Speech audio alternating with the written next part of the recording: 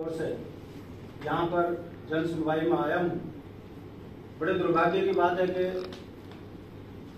बीच उसमें सत्र में दोबारा जन सुनवाई हो रही है बिजली बढ़ोतरी के लिए।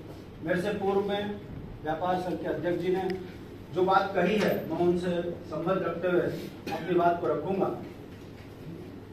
सबसे पहले तो अध्यक्ष जी, सुबह 10 बजे मैं यहाँ आ गया था और मुझे पता लगा कि 11:30 बजे सदन चलेगा, मगर दुख के साथ कहना पड़ रहा है इतना सरकारी सिस्टम और 20 मिनट लेट, यानी कि यहाँ पर मानव की कोई कदर नहीं है। इसको संज्ञान लेना चाहिए कि अगली बार कभी जन सुनवाई हो तो समय का ध्यान हो।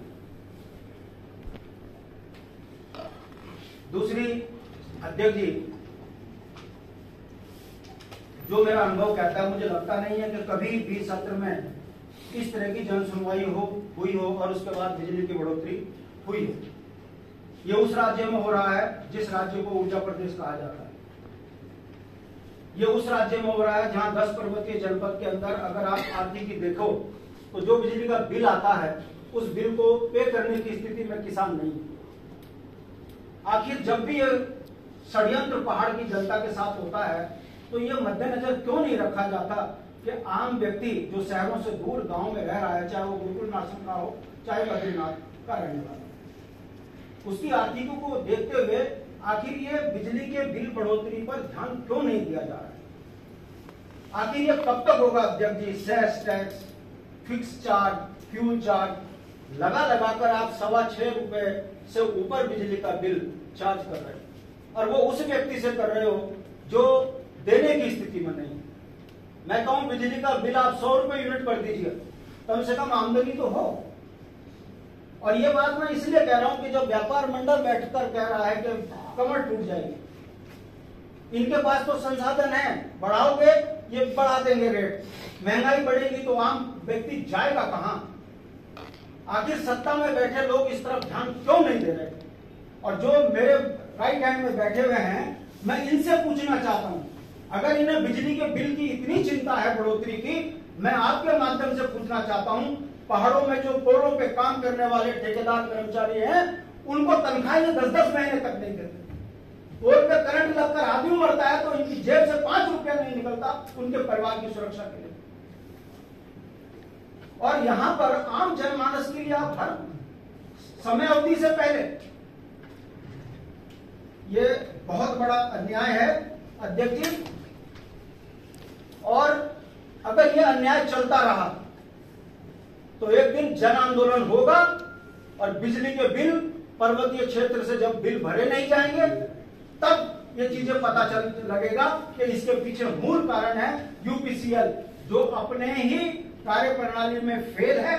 और जब अपने फेलियर पे इन पर सवाल खड़े होते हैं तो यूआरसी के आकर ये अध्यक्ष के सामने रोना पीटते हैं कि बिजली के बिल।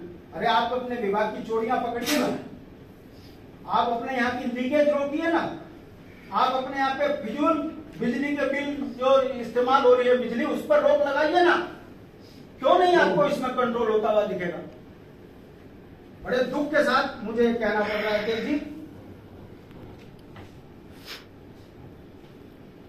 एक अध्यक्ष जी आपके हाथ में है, मैं ये सिर्फ जनता की बात बोल रहा हूं। शांति प्रसाद भट्ट उत्तराखंड क्रांति दल से है, मेरी पीड़ा पूरे पहाड़ के अंतिम व्यक्ति की है।